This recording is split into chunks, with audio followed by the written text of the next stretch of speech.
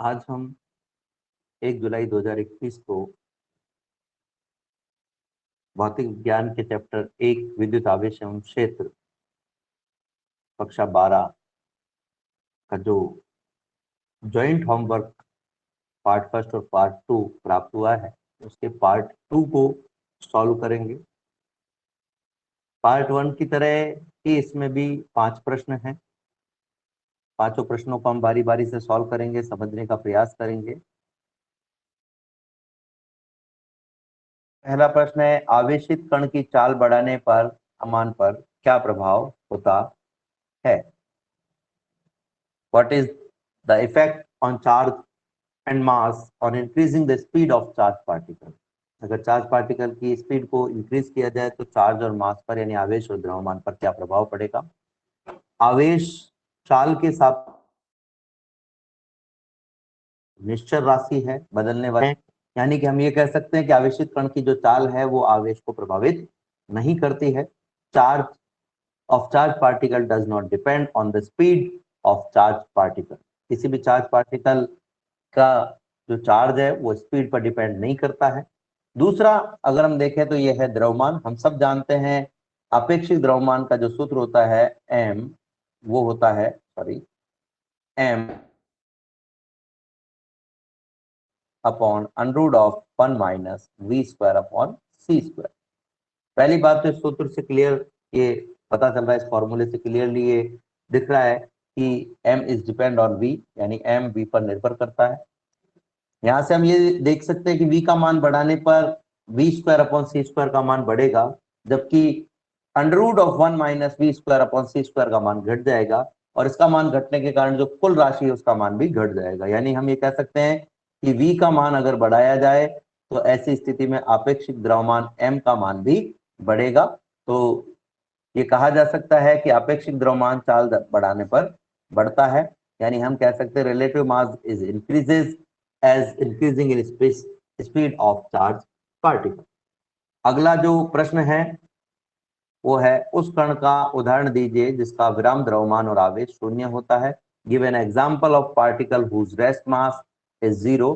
तो ऐसा जो पार्टिकल है जिसका रेस्ट मास यानी कि विराम द्रव्यमान और जो आवेश है वो शून्य होता है, ऐसा पार्टिकल है फोटोन। तो इसका उत्तर होगा फोटोन।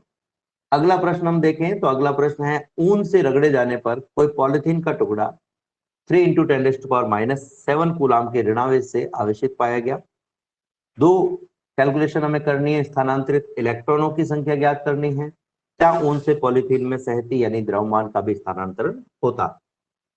हमें अगर इसका अंग्रेजी वर्जन देखें तो हम कहेंगे, find the number of electron transferred when a piece of polythene is found to be charged with a negative charge of 3 × 10⁻⁷ when rubbed with wool. जब भी किसी पॉलिथीन को वूल से रब्ड किया जाए और उस पर 3 × 10⁻⁷ कूलाम का नेगेटिव चार्ज अगर उस पर है तो आपको कैलकुलेट करना है number of electron transferred number of electron, और is there also a transfer of mass from wool to polythene. क्या वूल से पॉलिथीन में कोई मास का ट्रांसफर भी हुआ है? तो हम सब जानते हैं कि स्थानांतरित इलेक्ट्रॉन जो होते हैं, उन स्थानांतरित इलेक्ट्रॉनों के कारण यदि n इलेक्ट्रॉन स्थानांतरित हो तो जो आवेश का मान है वो होता है Q बराबर n × E। तो अगर मैं n की वैल्यू निकालना चाहूं तो ये हो जाएगा Q अपॉन E। Q का जो मान है वो हमें दिया हुआ है 3 × 10⁻⁷ कूलाम, और E का मान हम सब जानते हैं 1.6 × 10⁻⁻19 कूलाम होता है। कूलाम से कूलाम कट जाएगा, 1.6 का 3 में भाग दोगे तो आएगा आपके पास में 1.875 × 10⁻, या -7 है ऊपर, -19 को ले जाओगे तो प्लस हो जाएगा, माइनस का 7 प्लस का 19 = 12। तो इस प्रकार से हम इसकी वैल्यू निकाल सकते हैं 1.7875 × 10⁻⁻12। फिर से हम देख लेते हैं, ट्रांसफर चार्ज Q = n ही है, स्थानांतरित इलेक्ट्रॉन Q = n ही है, सो n = Q × E हो जाएगा। अगर मैं Q की वैल्यू रखूं तो Q की वैल्यू 3 × 10⁻⁷ है और E की वैल्यू 1.6 × 10⁻⁻19 कूलाम है। कूलाम से कूलाम कैंसिल हो जाएगा, 3 में 1.6 से डिवाइड करोगे तो 1.87 आएगा। 10⁻⁻19 को ऊपर ले जाओगे तो प्लस 19 हो जाएगा, तो पावर हो जाएगी -7 + 19 इज इक्वल टू प्लस का 12, तो 10⁻12 आपके पास में आंसर आ जाएगा। क्योंकि इलेक्ट्रॉन स्थानांतरित हो रहा है, इलेक्ट्रॉन ट्रांसफर हो रहा है, इलेक्ट्रॉन का जो मास है वो होता है 9.1 × 10⁻31, तो इसका मतलब ये है कि मास का ट्रांसफर यानी सहती का स्थानांतरण भी हो रहा है, तो हम कहेंगे हाँ सहती का स्थानांतरण भी होता है, yes there is a transfer of mass. तो अगले प्रश्न पर हम चले। अगला प्रश्न, एवं रेशम का कपड़ा विद्युत आवेश संरक्षण नियम को कैसे दर्शाते हैं? How do the glass rod and silk cloth represent the law of conservation of electric charge? जब भी घर्षण किया जाता है तो घर्षण से पहले कांच की जो छड़ होती है, ये कांच की छड़ है मान लीजिए, और ये रेशम का कपड़ा है, ये दोनों ही वैद्युत उदासीन होते हैं। उदासीन होते हैं तो इन पर जो आवेश होता है उसका मान 0 0 होता है, तो निकाय का जो कुल आवेश है वो हो जाता है 0 + 0 is equal to 0। Glass rod और जो रेशम का कपड़ा है, रेशम का जो क्लॉथ है, उस पर जो चार्ज है वो 0 0 होता है, तो टोटल चार्ज जो इस पूरे ग्रुप पर होगा वो होगा 0। आफ्टर रबिंग या हम कहें घर्षण के बाद में, घर्षण के बाद में कांच से इलेक्ट्रॉन का ट्रांसफर रेशम के कपड़े में होता है। कांच से इलेक्ट्रॉन रेशम के कपड़े में चले जाते हैं। अगर कांच से मान लीजिए n इलेक्ट्रॉन जा रहे हैं, तो कांच पर n इलेक्ट्रॉनों के बराबर धनावेश यानी Ne, और रेशम के कपड़े पर n इलेक्ट्रॉनों के बराबर ऋणावेश यानी कि Ne आ जाए। अब अगर मैं टोटल आवेश निकालना चाहूं तो इन दोनों को हम जोड़ देते हैं, टोटल आवेश। अब भी आप देखेंगे Ne से Ne कैंसिल हो गया, टोटल आवेश 0। क्योंकि ट्रांसफर इलेक्ट्रॉन की वजह से कांच की छड़ पर धनावेश और रेशम के कपड़े पर ऋणावेश यानी कि positive charge on glass rod and positive charge on silk is negative charge on silk is equal, so the total charge on this group is 0। इस पूरे ग्रुप पर जो टोटल चार्ज है वो 0 है। तो आफ्टर रबिंग और बिफोर रबिंग, या घर्षण से पहले और घर्षण के बाद में आवेश का मान बराबर है, इसलिए हम कह सकते हैं कि कंजर्वेशन लॉ यानी आवेश संरक्षण के नियम को दर्शाता है। तो इस तरीके से हम इस प्रश्न को भी आसानी से सॉल्व कर सकते हैं। अगले और इस होमवर्क के अंतिम प्रश्न पर अगर हम चलें तो अंतिम प्रश्न जो है वो है आवेश के क्वांटीकरण का नियम लिखते हुए बताइए कि एक कूलाम में कितने इलेक्ट्रॉन होते हैं, इलेक्ट्रॉनों की संख्या कितनी होती है? While the writing of quantization law of charge state there number of keeping them in 1 coulomb. Electron कितने हैं इसमें ये हमें बताना है।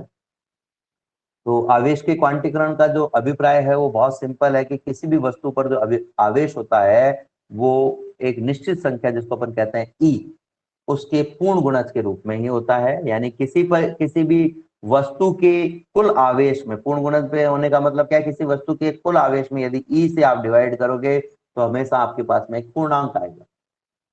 या हम ये कहें कि किसी वस्तु का जो आवेश है वो E के पूर्ण गुणज n के बराबर होता है, यही आवेश के क्वांटीकरण का नियम है।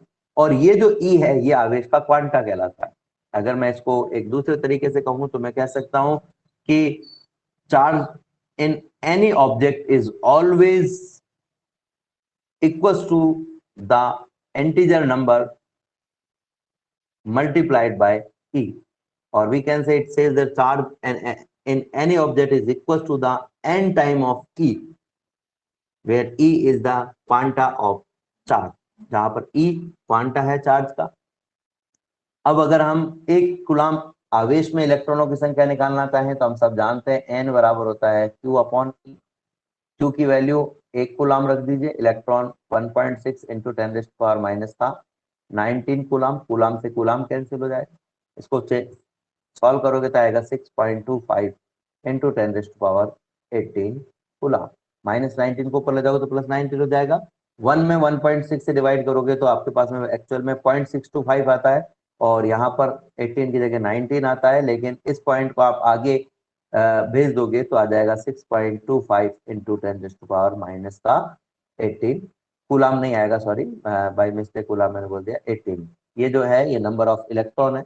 लेकिन एक इंपॉर्टेंट बात इसमें है कि जो प्रश्न है इस प्रश्न में, इस सवाल में एक गलती दी हुई है, और गलती दी हुई है कि एक कूलाम आवेश में कितने इलेक्ट्रॉन होते हैं। प्रश्न इस प्रकार से होना चाहिए कि +1 कूलाम आवेश के लिए कितने इलेक्ट्रॉन त्यागे जाएंगे अथवा कितने इलेक्ट्रॉन स्थानांतरित किए जाएंगे। तो ये जो n है वो एक्चुअल में हमारे पास में स्थानांतरित इलेक्ट्रॉनों की संख्या आती है। स्थानांतरित इलेक्ट्रॉनों की संख्या है, 1 कूलाम आवेश में इलेक्ट्रॉनों की संख्या नहीं है।